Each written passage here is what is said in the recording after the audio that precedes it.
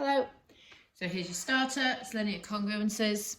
So if you pause your video and a bit of additional pure revision from your list of topics, just adjust that ever so slightly. And here are your solutions. Now remember, so solutions to question 1, solutions to question 2, I've cancelled them down as far as they go. You might have not done that, in which case, so here question 2 and question 4, you could have more solutions, and I also think in those two as well. Right, using standard series. We've proved these 3 results by induction. We've proved that the sum of sum of the first n terms is a half n plus 1. So the sum of the first n squares is a 6n bracket n plus 1, 2n plus 1. And the sum of the first n numbers cubed is a quarter n squared, n plus 1 all squared. We've proved those by induction. Also, you've met this a few times before. These are your standard series. So we're going to use them today, and note, all these results go from r equals 1. You need to learn this one, and these 2 will be given to you in your exam formulae booklet. So you don't need to learn them, but it's kind of nice to know. Right, properties of sigma. First of all, if you're adding things up under a summation, you can split them up and add them individually. If you're multiplying, if you're finding the sum of something that changes, like this r, and you're multiplying it by a constant, then you can multiply the sum by the constant. It looks like you're taking out like that factor of 3. And lastly, if you're finding the sum of a constant term. So if I'm finding the sum of 3 from the first 3 to the nth 3, that's like n lots of 3, or 3n. So have a little look at this. If I was asked to find the sum of 3r plus 2 from r equals 1 to r equals n, you can see that you would substitute in 1, 2, 3, 4, all the way to n. And then if you were to simplify that, you've got 1 times 3 and 2 times 3 and 3 times 3. You could gather those all together. And then you've got all these add 2's n times. So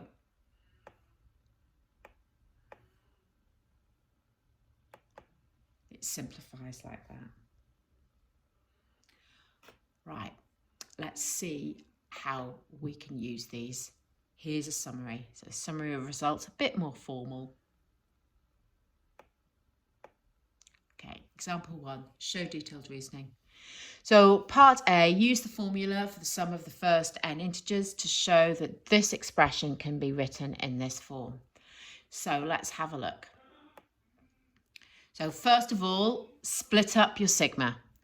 So you split up your sigma to make it the sum, to make it 2 separate summations. You know that that 4 can come outside the summation. And now what you're going to do is you're going to replace this with this formula here that you've learned. You know the sum of 3 from 1 to n is 3n. So you then spot from the work we did yesterday, you can take out a factor of n, simplify those brackets, and you have shown it. Part B, hence find this. Now, of course, that can be done in your calculator, but it's very little skill there, and it's asked detailed reasoning. So by all means, check it, but show you're working out. Now, you want to find the sum from 8 to 20. Your formulae only can be used when you're going from 1. So you need to rewrite this to go from 1 to 20 and then remove the terms you don't want. Be careful. You want the 8th one to be in there, so you remove 1 to 7. And because of the work you did in part A, all you have to do is substitute n equals 20 into each of those. So if n equals 20, and then substitute them in. So 767. Whoa, sorry, I lost that a little bit. So all you now could do is pop that into your calculator with your summation to check that it's the right answer. Example 2. Now you can see that this is an exam question and it was 6 marks. So first thing I'm going to do is I'm going to split up my summation. So it's going to be the sum of 4r cubed plus the sum of 6r squared plus the sum of 2r. I'm then, in one fell swoop, I'm going to take out my constants. So it's going to look like this. I'm now going to look over here and see that I've got my formulae. They're my formulae. So I replace sum of r cubed with the one that I'm told it is, the sum of r squared and the sum of r. Remember, I've learned that one, right? You're not going to be told it. And it's rather convenient that each of these, I mean, that's kind of nice, isn't it, for an exam question, that they cancel so nicely. So obviously you're going to divide your constants there, 4 by 4, 6 by 6, 2 by 2. We end up with this. You can see I've clipped that from the exam solution. And then maybe I went too quickly there to reveal the whole thing. Right, what I've then done is that I've spotted I've got a common factor of n and a common factor of n plus 1. So I take out n and n plus 1 and I've looked at these as square brackets. If I was drawing them, I would draw them bigger to stand out more. And then I'm left with n bracket n plus 1. I'm left with 2n plus 1 and then I've just got one of those. Expand and sort out what's inside the square bracket.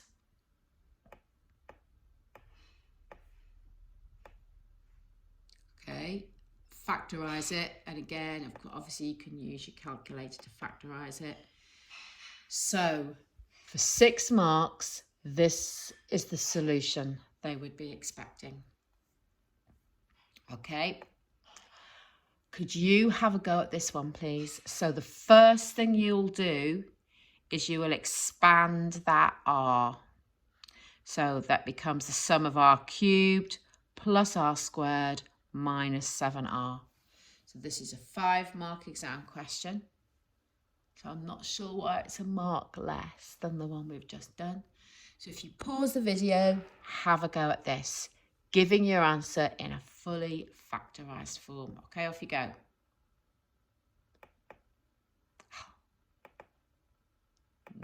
Nightmare. Right, so you get something that looks like that. And when you take out, so you can see that they common denominator of a 12th. Taking out a 12th, it's like multiplying by 12. You've got common factors of n and n plus 1. And then something great is going to happen. And this is your final answer. Example 3. So starting to stretch it a little bit more. But again, they're giving you part A to help. So using your standard series formulae, and we've obviously got those written down quite a lot. Just not the camera, sorry. We want to show that this expression can be simplified to that. Then we're going to use it. Right, so let's get started. Part A. First of all, expand that bracket. So expand the double brackets. It's a little bit like expansion of a triple bracket question from GCSE here. Expand those double brackets and then multiply everything by r. So even to sort of start the question, you had to do a little bit of work. You're now going to separate those out with the individual sigma. I didn't mean to do that. Wrong direction. There we go, separating them out. And now you're going to take the constant terms out. So you should have something that looks like that. You're now going to replace your sum of r cubed, sum of r squared, and your sum of r with the standard series. Here we go.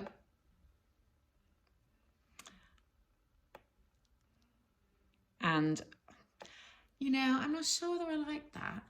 I think that would have been better I wonder if I can use my little snipping tool. I'm going to just do a little lesson change here. I know it's a bit annoying when it's on the video, but it'll be handier when it's in the PDF.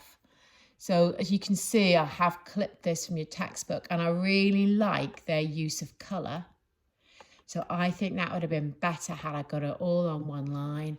So this is letting you in my little secrets here of how and then what I would do is I would block that out. You could probably show me a much quicker ways of doing this. Okay, I'm quickly going to save that. Right, I thought that's better, isn't it? Yeah, so all on one line. So you can see we've got that expansion there. Oh, so much better. I'm so glad I did that. Right, sorting it out a little bit by multiplying. Now let's look for our common factors. We're going to take out a half, we're going to take out an n, and we're going to take out an n plus 1. Okay, love this.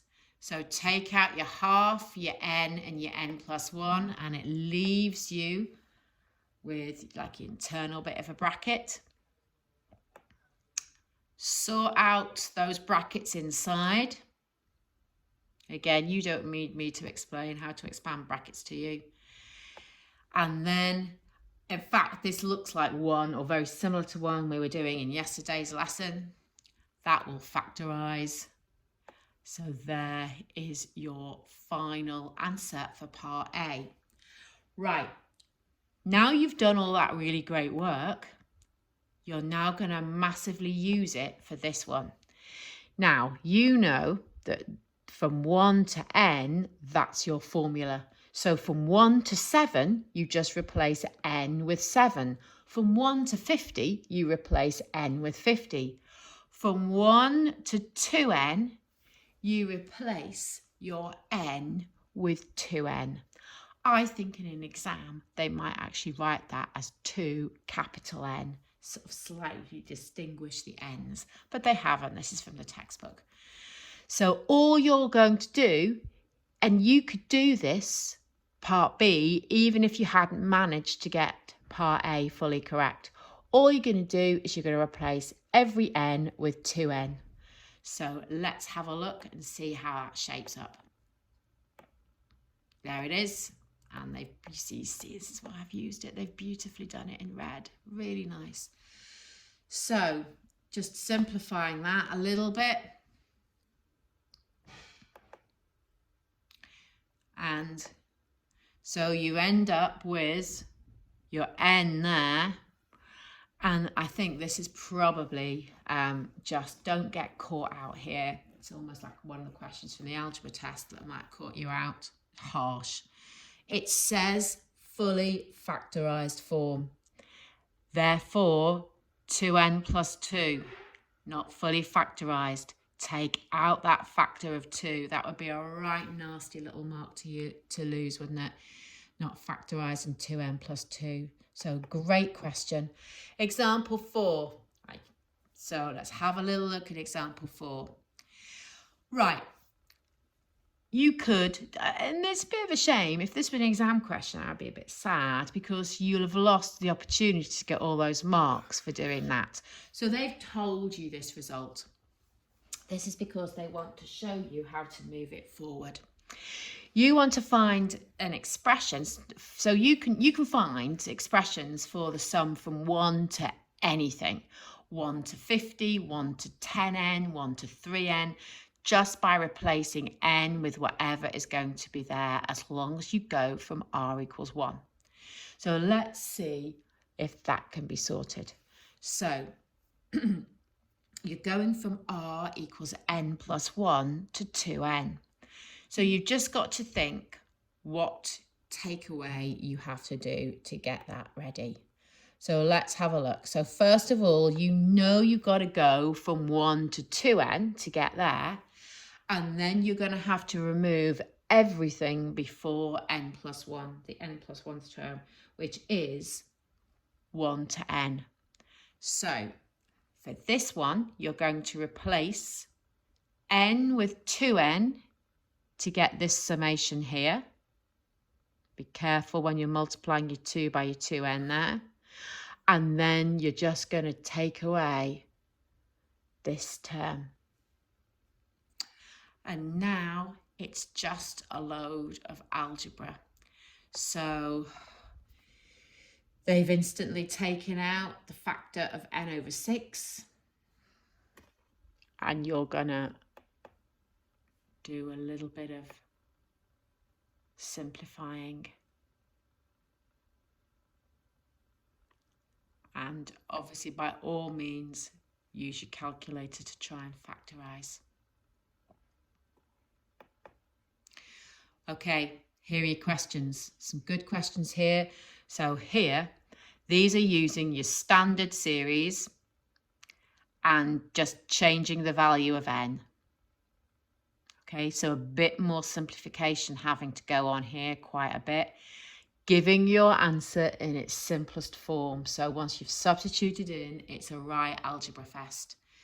Next one, so using standard series, so you would expand those brackets, 3 and 4 are nice, expand the brackets, then do your stuff, fully factorised form, so it's a show that, so you've got to justify your answer.